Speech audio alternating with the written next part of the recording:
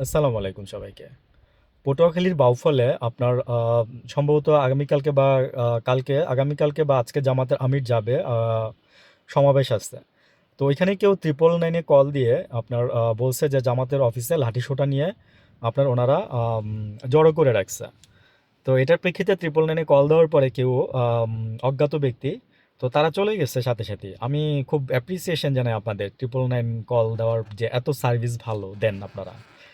তো আসলে হয়তো সার্ভিস ভালো দেন বিকজ আমি আমি একটা উপকার পাইছি। আমি অস্বীকার করার কোনো ওয়ে নাই আমার। আমি একটা উপকার পাইছি। হাইওয়েতে আমার একবার একটা মানে প্রবলেম হয়েছিল গাড়ি গাড়ি নিয়ে। তো সেখানে আমাকে পুলিশ যথেষ্ট পরিমাণে হেল্প করে এবং শেষ রাত পর্যন্ত তারা এটা অবজারভেশন করে। প্লাস আমাকে আবার তারা কনফার্মেশন দেয়। আমি কনফার্মেশন দিই যে না ঠিক আছে। আমি মানে আমার সব কিছু এভরিথিং ওয়াজ গুড। তো দেখেন বাউফলে যে ঘটনাটা ঘটছে এটা ছিল আসলে আমি অনেকটা বলবো যে সম্ভবত উদ্দেশ্য প্রণোদিত। আমার বলার রিজনটা এটাই যে মানে কেউ একজন বলছে, মানে ফোন দিছে 999-এ, তারা চলে গেছে। মানে এতটা ইন্টারেস্টিং বিষয় আমার, মানে মজা লাগলো, তাই আমি আপনাদের সাথে একটু শেয়ার করতেছি, অন্য কিছু না। আসলে যে যার জায়গা থেকে কাজ করবে এটাই স্বাভাবিক। 999 কাজ করছে, পুলিশ গেছে, তারপর গিয়ে কিছু পায় নাই। তারপরে জামাতের যারা আছে তারা আবার থানায় যোগাযোগ করে দেন জিনিসটা একটা মামলার মতো করছে কিংবা একটা তদন্ত করার জন্য কিছু একটা মানে করছে যে যেটা হয়তো জানতে পারবেন যে কি হয়েছিল আসলে, যে কে করছিল কাজটা। জানতে পারবেন যে কে করছিল, ওরা তদন্ত করার একটা অনুরোধ করছে।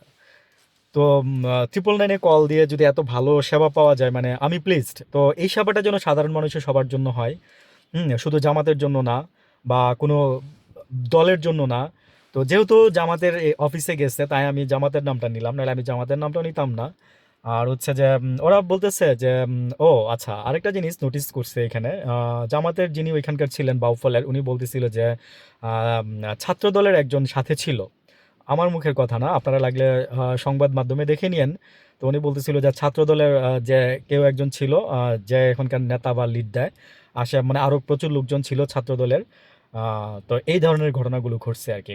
তো এই জন্যই আমি বললাম, ফার্স্টে বলছি যে সেবা দেওয়ার উদ্দেশ্য হইলে শুধু শুধু সেবাটাই যেন হয়, মানুষ যেন ভোগান্তির সৃষ্টি না হয়।